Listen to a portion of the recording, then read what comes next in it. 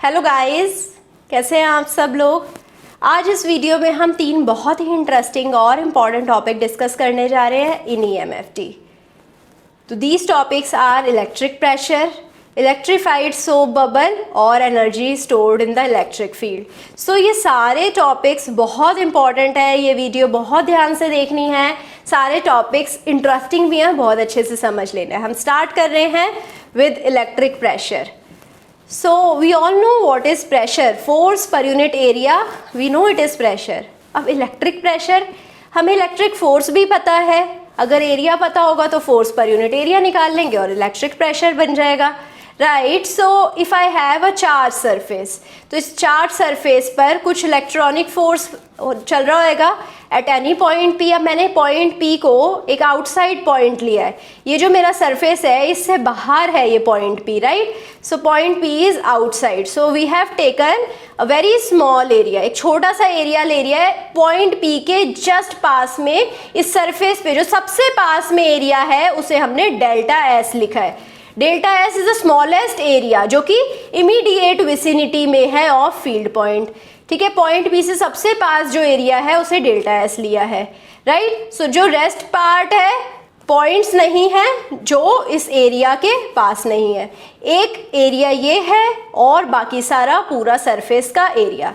हमने 2 पार्ट्स में इस सरफेस को डिवाइड कर दिया है, तो दोनों की अलग अलग इलेक्ट्रिक फील्ड होगी, राइट। इलेक्ट्रिक फील्ड एक तो सिर्फ इस सरफेस की वजह से और एक इलेक्ट्रिक फील्ड पूरे सरफेस की वजह से, राइट। तो जो टोटल इलेक्ट्रिक फील्ड बनेगी वो बनेगी E1 एंड E2 और टोटल हो जाएगी E1 प्लस E2। तो ठीक है, इस वाले सरफेस की वजह से E1 ले लिया, इस छोटे वाले सरफेस की वजह से E2 ले लिया, राइट।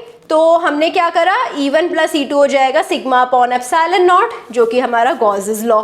गॉसेस लॉ से हमें पता है E1 प्लस E2 हो जाएगा सिग्मा अपॉन एप्सिलॉन नॉट, इसको E2 ले लेते हैं, राइट। सो अब अगर हमने पॉइंट P को आउटसाइड की जगह इनसाइड मूव करवा दिया, हमें पता है इनसाइड पॉइंट पर तो इलेक्ट्रिक फील्ड होएगी नहीं अगर ये कंडक्टर है। सो इनसाइड पॉइंट पर हमारी टोटल इलेक्ट्रिक फील्ड 0 हो जाएगी और जो E1 है वो नेगेटिव ऑफ E1 हो जाएगा, क्योंकि हमें पता है इलेक्ट्रिक फील्ड की डायरेक्शन क्या होती है, आउटवर्ड। पहले केस में दोनों इलेक्ट्रिक फील्ड की डायरेक्शन क्या थी, आउटवर्ड। अब इस केस में क्या हो जाएगा, अगर पॉइंट P अंदर है तो हमारी एक फील्ड की जो डायरेक्शन है वो आउटवर्ड ही रहेगी, E1 की डायरेक्शन आउटवर्ड ही रहेगी। तो यहाँ पर E1 की डायरेक्शन ऑपोजिट हो गई है, तो उसे रिप्रेजेंट करने के लिए हम माइनस E1 करेंगे, माइनस E1 प्लस E2 0 हो जाएगा, जिससे हमें पता लगेगा E1 is equal to E2। तो यहाँ पर E1 को E2 के इक्वल रख दिया तो हमारे पास 2E2 क्या हो जाएगा, sigma upon epsilon naught N cap, जिससे कि E2 आ जाएगा sigma upon 2 epsilon naught N cap, right. So E2 आ गया हमारे पास sigma upon 2 epsilon naught N cap. ये तो अब हमें पता लग गया E2 क्या है, राइट। अब E2 से हम क्या करेंगे, फोर्स निकाल लेंगे। फोर्स कैसे निकालते थे इलेक्ट्रिक फील्ड से, चार्ज को इलेक्ट्रिक फील्ड से मल्टीप्लाई कर दो, फोर्स आ जाएगा। चार्ज कैसे रिप्रेजेंट करते, क्योंकि सरफेस की बात है तो हम सिग्मा डेल्टा S चार्ज को लिख देंगे।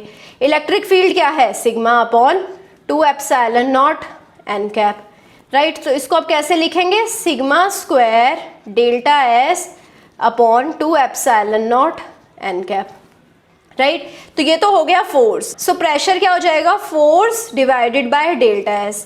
तो अगर हमारे पास फोर्स तो है ही, इसको डेल्टा S से डिवाइड कर देंगे, हमारे पास प्रेशर आ जाएगा sigma square delta S upon 2 epsilon naught, right, N cap. ये तो था फोर्स, डिवाइड करा डेल्टा S से, डेल्टा S कैंसिल आउट हो जाएगा, बचेगा क्या, sigma square upon 2 epsilon naught N cap. तो ये हो गया हमारा प्रेशर। अगर प्रेशर को ही इलेक्ट्रिक फील्ड की टर्म्स में लिखना है तो वो हो जाएगा half epsilon naught E square, right. Sigma को हम E की टर्म्स में लिख सकते हैं, तो वैसे हम इसे फाइंड आउट कर लेंगे। सिग्मा होता है हमारा epsilon E, epsilon naught E, right. अगर हम वैक्यूम कंडीशन ले रहे हैं, आप ये पुट कर देंगे इस इक्वेशन में, तो आपको प्रेशर मिल जाएगा in the terms of electric field, right. तो अब आपको इलेक्ट्रिक प्रेशर समझ आ गया होगा। अब आ जाते हैं इलेक्ट्रीफाइड सोप बबल। हमें पता है सोप बबल क्या होता है। सोप बबल पे बहुत सारे प्रेशर्स लग रहे होते हैं अगर वो इक्विलिब्रियम में है। इक्विलिब्रियम में इसलिए होता है क्योंकि इनसाइड प्रेशर आउटसाइड प्रेशर के इक्वल होता है। अब इनसाइड प्रेशर कौन सा है? इनसाइड प्रेशर है गैस प्रेशर। गैस प्रेशर जो इसे बाहर की तरफ मूव करवा रहा है, right. Outside pressure atmospheric pressure, atmosphere से जो प्रेशर लग रहा है वो इसे ट्राई करेगा कि ये कंप्रेस हो जाए। गैस प्रेशर इसको एक्सपैंड करवा रहा था। Then surface tension, surface tension भी क्या करेगा कि वो ट्राई करेगा कि ये एक्सपैंड ना हो, कंप्रेस होता जाए। जितना कंप्रेस होएगा सरफेस टेंशन उतना इक्विलिब्रियम में आता जाएगा, ठीक है। तो अगर हमारे पास इलेक्ट्रिक चार्जेस नहीं है इस सोप पर तो हमारे पास 3 प्रेशर रहेंगे। तीनों प्रेशर अगर इक्विलिब्रियम में है तो सोप बबल इक्विलिब्रियम में रहेगा, फूटेगा नहीं, राइट। सो गैस प्रेशर होता है proportional to R0 raise to power -3, inversely proportional है रेडियस क्यूब के। एटमॉस्फेरिक प्रेशर तो हमें पता ही है कांस्टेंट रहता है किसी एटमॉस्फेयर में। सरफेस टेंशन होता है inversely proportional to radius 40/R0, जहाँ पर T एक कांस्टेंट है जो कि है सरफेस टेंशन कांस्टेंट। अब क्या करा हमने, एक सोप बबल में हमने इलेक्ट्रिक चार्ज डाल दिया। सोप बबल जो कि एयर में फ्लोट कर रहा था उसको इलेक्ट्रिकली चार्ज कर लिया, तो यहाँ पर हमारे पास इलेक्ट्रिक प्रेशर आ जाएगा, ठीक है। तीन प्रेशर के अलावा एक और प्रेशर आ जाएगा जो कि हो जाएगा इलेक्ट्रिक प्रेशर, जो कि इसको एक्सपेंड करने की कोशिश करेगा, जो कि होएगी हमारा आइसोथर्मल एक्सपेंशन। तो अब देखते हैं ये सारे प्रेशर्स कैसे हमारे सोप बबल को इक्विलिब्रियम में रखते हैं। इक्विलिब्रियम में होने के लिए एटमॉस्फेरिक प्रेशर P है, एटमॉस्फेरिक प्रेशर वो इसे सप्रेस कर रहा था, कंप्रेस कर रहा था, तो P हमने ले लिया पॉजिटिव। गैस प्रेशर क्या कर रहा था, एक्सपैंड करने की कोशिश कर रहा था, इसे नेगेटिव में ले लिया, P - K/R0 क्यूब, ठीक है। सरफेस टेंशन फिर से इसे कंप्रेस करने की कोशिश कर रहा था, तो इसे हमने पॉजिटिव में ले लिया, +40/R0 = 0। तो ये हो गई इक्विलिब्रियम कंडीशन जब हमारे पास सोप बबल है। अब हम क्या कर रहे हैं, इसे चार्ज कर रहे हैं। जब इसे चार्ज कर लिया तो हमारे पास एक एडिशनल प्रेशर आ गया, और जो कि प्रेशर है σ²/2ε0। σ²/2ε0 हमने अभी पढ़ा था, ये हमारा इलेक्ट्रिक प्रेशर है। तो ये क्या करवा रहा था, ये एक्सपैंड करने की कोशिश करवा रहा था, तो ये नेगेटिव साइन के साथ आएगा। अब जब हमारे पास सोप वाला प्रेशर था, सोप वाले और सारे प्रेशर्स की वजह से अब रेडियस एक्सपेंड हो चुकी थी, R0 से रेडियस R तक आ गई है। फिर हमने इलेक्ट्रिक प्रेशर भी अप्लाई करा, इलेक्ट्रिक चार्जेस डाल दिए सोप पर। तो अब जो नई इक्विलिब्रियम कंडीशन आएगी वो आएगी P0 - K/R3। R0 की जगह यहाँ R3 लिया, P0 - K/R3, ये हो गया gas pressure +40/R surface tension -σ²/2ε0, ये हो गया हमारा इलेक्ट्रिकल प्रेशर, ठीक है। तो ऐसे हम न्यू इक्विलिब्रियम कंडीशन निकाल सकते हैं।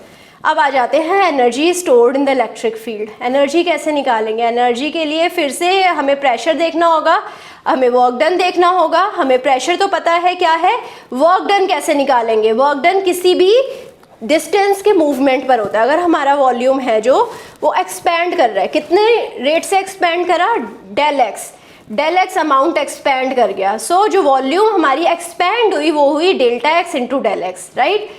ΔX था हमारा सरफेस एक्सपैंड कर ΔX एक्सपैंड करा, दोनों को मल्टीप्लाई करेंगे तो हमें वॉल्यूम मिल जाएगा। तो वर्क डन हो जाएगा प्रेशर इंटू वॉल्यूम, तो σ²/2ε0 ΔS × ΔX, right. Force into distance, so work done हो जाएगा force into distance σ²/2ε0 ΔX × ΔX। अब एनर्जी क्या होता है, एनर्जी के लिए हमें फोर्स पर यूनिट वॉल्यूम निकालना होता है। वॉल्यूम क्या है, ΔX × ΔX, इसको डिवाइड कर देंगे ΔX × ΔX से, तो हमें एनर्जी निकल जाएगी। एनर्जी हो जाएगी, ये ΔX और ΔX कैंसिल आउट हो जाएंगे, σ²/2ε0। और इसको E की टर्म्स में लिखना होगा, इलेक्ट्रिक फील्ड की टर्म्स में लिखना होगा, वो हो जाएगा 12ε0 E², राइट। सो जब हमारे पास नॉन यूनिफॉर्म फील्ड होएगी तब भी हम इलेक्ट्रिक एनर्जी निकाल सकते हैं, और एनर्जी स्टोर्ड भी निकाल सकते हैं। सो आई होप आपको सेशन पसंद आया होगा, आपको सारे कॉन्सेप्ट अच्छे से समझ आए होंगे जो मैंने डिस्कस करे हैं। अगर आपको किसी भी कॉन्सेप्ट में कुछ भी डाउट है, अपने डाउट को कमेंट सेक्शन में जाकर लिख दीजिए। मैं ट्राई करूँगी जितना जल्दी से जल्दी आपका रिजॉल्व हो जाए। जल्दी से मेरे से नेक्स्ट सेशन में मिलिए। एंड अगर आपको सेशन पसंद आया है, लाइक करिए, सब्सक्राइब करिए, दोस्तों के साथ शेयर करिए। Thank you so much.